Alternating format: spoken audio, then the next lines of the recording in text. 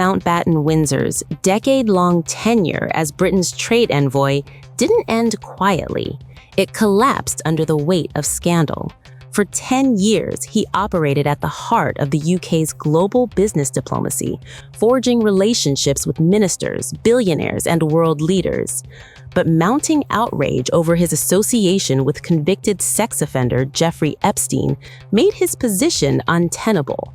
Now, newly unearthed U.S. Department of Justice files reveal what was happening behind the scenes as his role came to an abrupt and dramatic end.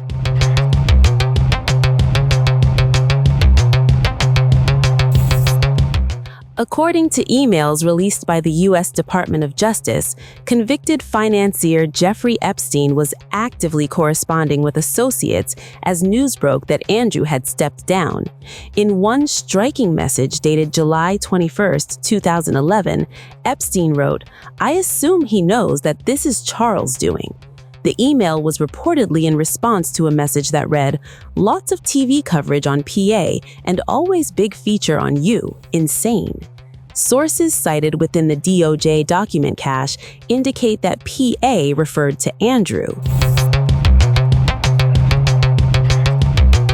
That single line, "This is Charles' doing," has now reignited speculation about internal royal dynamics at the time. Was Epstein speculating? Or did he believe that then heir to the throne, now King Charles III, played a decisive role in Andrew's removal from the high-profile trade envoy position?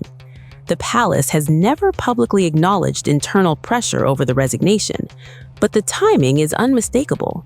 The announcement came amid mounting criticism over a now infamous photograph of Andrew walking with Epstein in New York, an image that dominated UK front pages for weeks.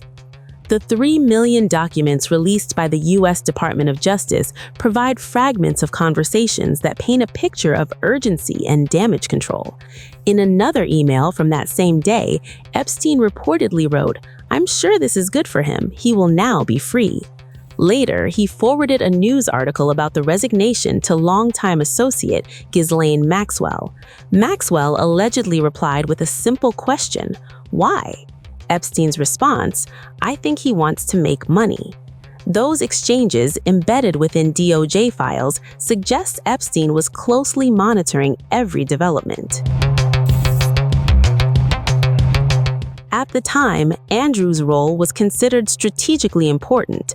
As special representative for international trade and investment, he promoted British industry abroad, meeting heads of state, billionaires, and corporate leaders.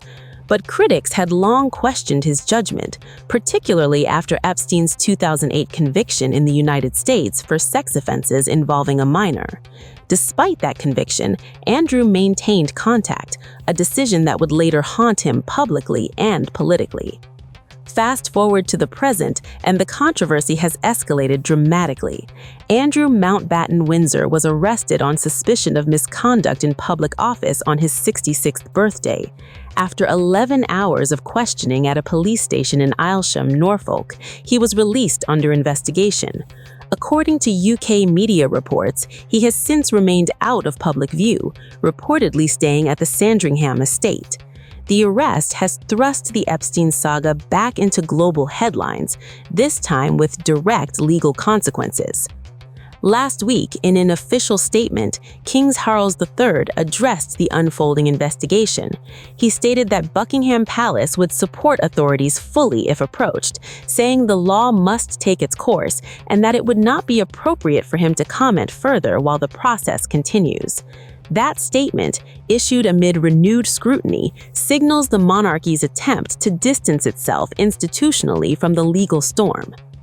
Andrew has consistently denied any wrongdoing, but the resurfaced emails preserved in U.S. Department of Justice files offer a rare glimpse into how Epstein privately interpreted events at the highest levels of British power. On the very day Andrew's international trade role collapsed, Epstein pointed a finger at Charles.